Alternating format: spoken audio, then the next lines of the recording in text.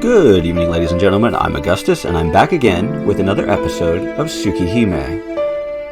I am also mildly annoyed as I'm having to re-record this a couple of days after I recorded it the last time because there were some minor technical issues that I don't think anybody cares about the detail of.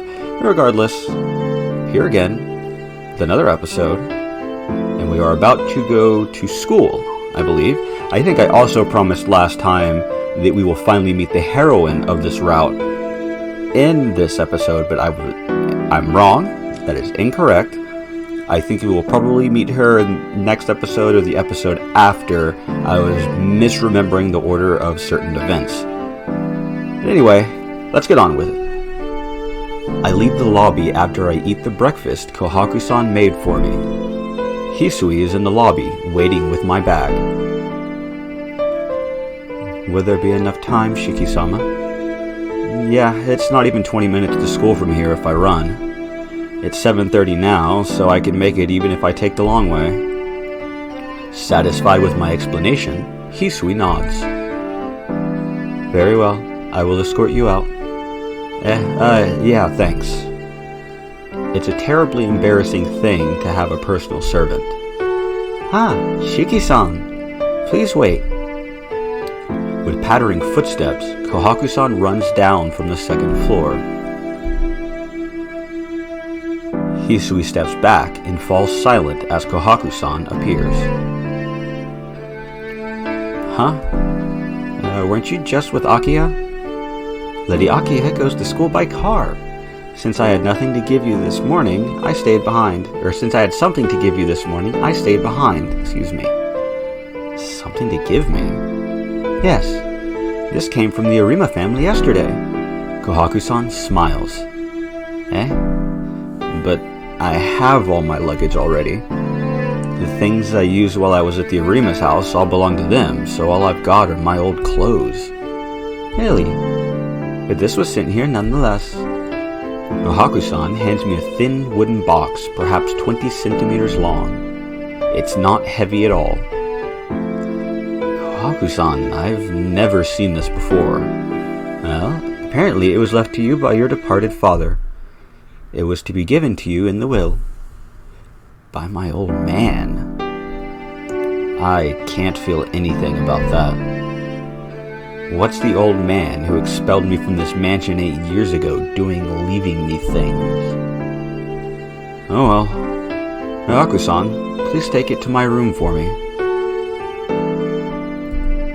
Kohaku-san is staring intently at the wooden box. She seems almost like a child who wants a toy. Stare. No, she is a child. I get it. You want to know what's inside, right? Oh, not at all. I merely wondered for a moment. Like I said, you do wonder what's inside. Alright, let's open it. 1, 2, 3. With a dry sound, the wooden box opens. Inside, there is a 10-centimeter bar of thin iron. It's an iron bar. Undecorated and worn, it has finger marks all over it. The old man must have really hated me to leave me a piece of junk like this. No, Shiki-san, it's a fruit knife.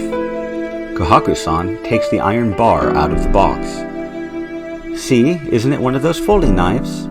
1, 2, 3. With a chink, a 10-centimeter blade pops out from the bar. I see. It certainly is a knife. It's old, but it seems pretty solid.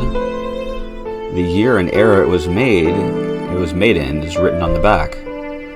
Kohaku-san replaces the blade and hands over the knife. I think that was Kohaku talking, actually. Certainly, there is a number written on the grip. Yep, that was Kohaku. Oh well. The character 7, and under it, the character Knight. Ne-san, there is no error by that name. It just says Nanatsu Yoru. Surprised, I turn around. Hisui, who had been silent until now, was looking at the knife over my shoulder. You surprised me, Hisui. You should say something. You don't have to look over my shoulder like that, you know? If you want to see it, I'll show it to you. Hisui's cheeks suddenly become a little redder. Please excuse me. That knife is so beautiful that I could not help myself. Beautiful? You really think it's beautiful? It looks kind of beat up to me. Not at all. The tempering of the blade is masterful. I think it is a knife with its own proper history. Really? It looks like a piece of junk to me. But since Hisui seems so convinced, I begin to feel the same thing. In its own way, I guess it's not such a bad inheritance. 7 nights. Maybe that's the name of this fruit knife. Maybe, though I can't imagine him naming a knife like that. Whatever the case may be, it's obvious that it's an antique. Well, in any case, I believe in taking what's given to me. I replaced the blade and put the knife in my trouser pocket. Shiki-sama, have you enough time? I have to get going. Well, Kohaku-san, thanks for the delivery. You're welcome. Kohaku-san smiles and waves. And doing something that, to me, a student that went to school in America, post-Columbine, post-9/11, the thought of bringing a knife to school and not even thinking about it is very strange. Like, I've known a few people that brought knives to school. One of them on accident because they were wearing the clothes that they wore over the weekend because they were, they did things over the weekend and had a knife with them and brought it to school. They did not get caught, thankfully. The only person that I know that purposefully brought a knife to school more than once that wasn't an accident was a very paranoid human being and got arrested because he was a very paranoid human being that brought a knife with him to school and never even used it. It was in his backpack. He got searched by police officers and got arrested. But that is a pointless story, almost entirely unrelated to this. So enough of my waffling on. Let's get back into this. Leaving the doorway, I pass through the garden. As I pass the mansion gates, I sense a commotion. What's going on? Sounds like something's happening on the right side of the mansion.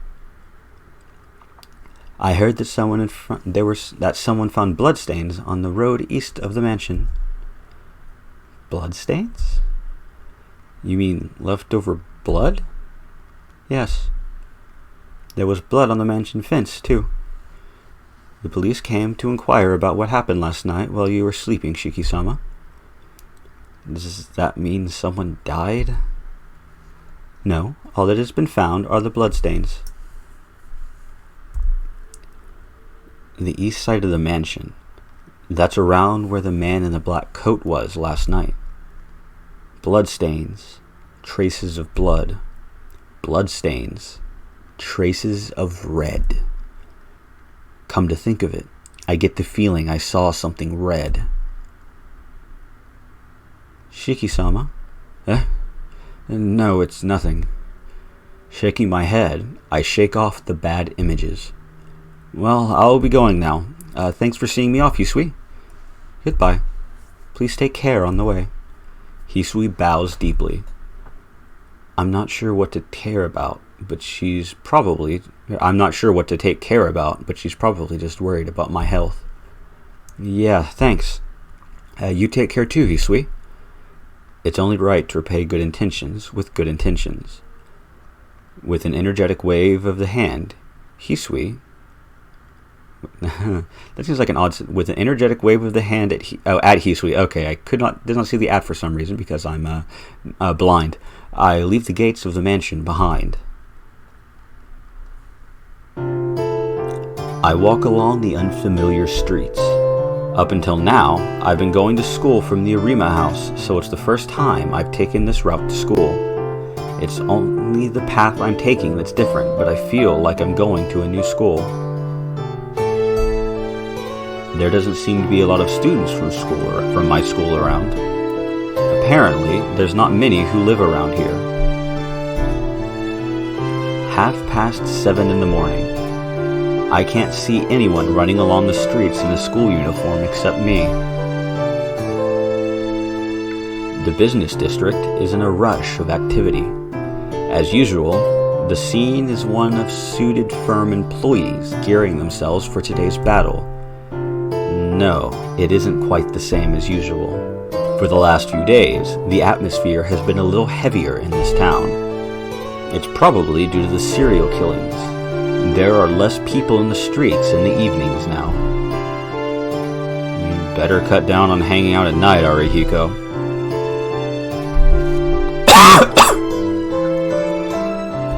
Oh, excuse me, had to pause the cough for a second there.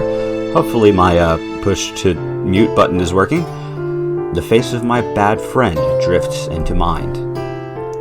He'd be the sort to carry on hanging out at night regardless of the atmosphere in town. Well, it's not like he's going to listen to a word I say anyway.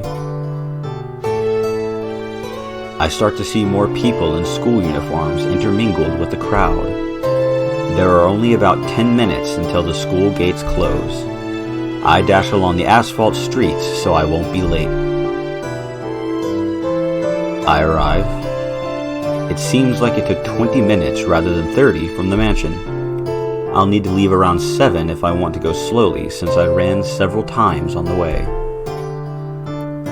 Taking an hour to and from school every day sounds not fun. And that's speaking as someone that walked about 30 minutes home every single day through middle and high school. So that's a thing. But still, an hour is a bit too much. The classroom, just minutes before homeroom, is full of commotion. Scattered all over the classroom are my classmates, intent on talking until the teacher arrives. It's like a festival in here, even though there are only a few minutes left. I ease my way through to my seat next to the window. Then, yo, you're late, Tono. In stark contrast to the otherwise pleasant classroom, there is someone waiting with a big grin on his face. And in addition, good morning, Tono-kun. He is accompanied by someone very unexpected. Senpai, why are you in our classroom? Dumbfounded, I point to CL-senpai like I'm looking at a ghost. Huh? Is it so unusual? I was just wondering if you were in class, so I decided to come see you, Tono-kun. Unusual? The seniors never come to the junior classrooms. There's all sorts of reasons, but the biggest one is that they're just too far apart. Oh, I see. Senpai nods with a serious face. You don't have to worry about that. Despite my appearance, I'm a fast runner. It takes me less than a minute to get to my class downstairs from here. Senpai emphasizes her point. I guess she's just not the kind of person who cares about what other people think. Quit whining, Tono. What's wrong with it anyway? Senpai's here because she wants to be. Arihiko, being Arihiko, plonks himself down on my desk and starts up a merry conversation with Senpai. I don't mind, but you ought to get back to your class 2 minutes before homeroom, Senpai. I feel tired for some reason. Sighing, I sit down. Hinui-kun, it seems Tono-kun is feeling down. Yeah, he's probably feeling irritable because he's not used to his life after moving. Tono doesn't mind things, but he's got a bad habit of throwing a fit when faced with things he doesn't understand. Really? Tono-kun doesn't look like the type to get angry. No, that's not true. Tono, you see, is usually pretty mature, but when he encounters something he doesn't understand, kaboom. Huh. Kaboom, is it? Yep. You'll change your opinion once you see him lose it, so you can't just trust him like that, Senpai. The two of them whisper to each other. Hey, listen! If you're going to talk privately, do you mind doing it in the hallway? I can hear every word you say when you do it on my desk, so there's no real point to it. Let me popping my wrist a second ago didn't get picked up by my mic. What? You could hear us? Arihiko gives an exaggerated response of surprise. No one can stay angry after being hit with an act like that. Senpai puts her hand to her mouth, and I can't tell how serious she is. If it's Senpai, she may have actually intended to talk privately. I don't think she's that airheaded. The airheaded trope has not been introduced yet. That's terrible, Tono. Listening in on the lovey-dovey private conversation between Senpai and me. You've got some nasty hobbies. Arihiko points at me. You trying to pick a fight with me, Arihiko? Actually, please do. Right now, I'm more than willing and armed. Arihiko shakes his head. Of course not. You're my dear friend, right? I'd exchange fists with even my parents, but I have a policy of not fighting with my friends. I'm the very model of chivalry. That's amazing. I guess chivalrous people could punch their parents in the world that's inside his head. I see. That's a pretty rotten policy. You pretend to be depressed, but deep down you're the same Tono as always. Damn, I had nothing to worry about after all. Arihiko hits me a couple of times in the back. Arihiko, were you worried about me just then? Don't ask me trivial stuff like that, you dumbass. It's only good if I do it without you noticing. Arihiko hits my back some more. We've been friends for a long time, but I still can't get a hold on this guy's personality. So, how's your new house? Pretty heavy and stressful by the looks of it. Can't really say so. I've had a bad dream last night and the people at my house gave me the cold shoulder. I see. Sounds rough. Arihiko nods with a difficult expression. And Senpai is silent, staring at us while we have our trivial conversation. Senpai? Tono-kun, you really do get on well with Inui-kun. Are you serious, Senpai? You must need thicker glasses if that's what you think after seeing what just happened. No, not at all, Tono-kun. You look really relaxed when you're with Inui-kun. You're really open and trust him a lot. Senpai smiles happily for some reason. Arihiko and I exchange looks and tilt our heads. Oh, I'm so envious. I really admire how your friendship allows you to understand without you getting worried over each other. Senpai is impressed. Really? Arihiko and I exchange looks and raise our eyebrows. That's right. It's just that you two don't realize it. But maybe it'll end if you do. In that case, it'd be best if you two just remained as you are. Yes, truly a miraculous balance. Well, I guess you could say our relationship is miraculous tightrope. Arihiko nods in agreement. I guess that's one point we perfectly agree on. It's almost time. I'll be going now. Did you watch the news this morning, Tono-kun? No, the house I moved to doesn't have a television, so I can't watch the morning news. Is that so? Well, I'll just ask straight out then. There was a big mansion on today's morning news. Is that where you live? This morning's news. Now that she mentions it, Hisui said the police had come to talk. Yeah, that must be my house. I heard the police came this morning to ask us questions. Is that so? You mustn't be out playing late at night, Tono-kun. Senpai leaves quickly. I watch her silently. And... Tono. What? I'm not listening to any more of your trivial garbage. It's not trivial. It's becoming a big problem. You've become so familiar with Senpai that she even came here to see you. Arihiko stares at me gravely. Well, I don't know anything about it. I've only started talking to her recently. Maybe she just came here on a whim today. And come to think of it, aren't you pretty familiar with her too? No way, man. It's taken me 7 days to get her to remember my name. Oh, that's unusual. Wasn't it your policy not to deal with girls you can't pick up in a day because they're too much trouble? That's for normal girls, but senpai's different. I've kept it a secret all this time, but actually You like senior girls who look good with glasses on, don't you? Arihiko's face turns red. You knew all along, my dear friend. Yeah, I knew. We're friends, after all. We get along, and we've got the same interests.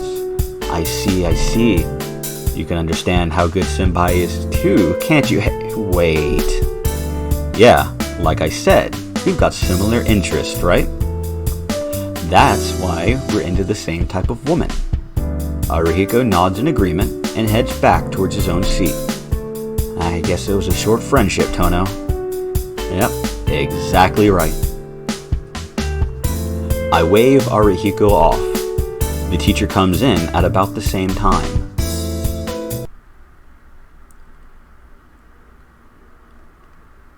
The morning lessons are over. It's lunch break, and Arihiko has gone on ahead to the cafeteria. Now, where should I have my lunch? And this, ladies and gentlemen, is where we're going to end off for today's episode.